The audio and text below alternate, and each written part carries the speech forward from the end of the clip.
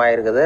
பாபிலோனியாவில் amyl அணு அப்படிங்கிற அரசன் தான் நூலகத்தை உருவாக்கி இருக்கிறான். அப்போல்லாம் தாள் கிடையாது, களிமண் தான். களிமண் பலகைகளில் எழுதி அது தொகுத்து அப்படியே நூலாக்கி அதை நூலகத்தில் வச்சுருப்பாங்களாம். அரசருடைய நூலகத்தில் 1000க்கும் மேற்பட்ட நூல்கள் இருந்ததாக வரலாற்று குறிப்பு இருக்குது.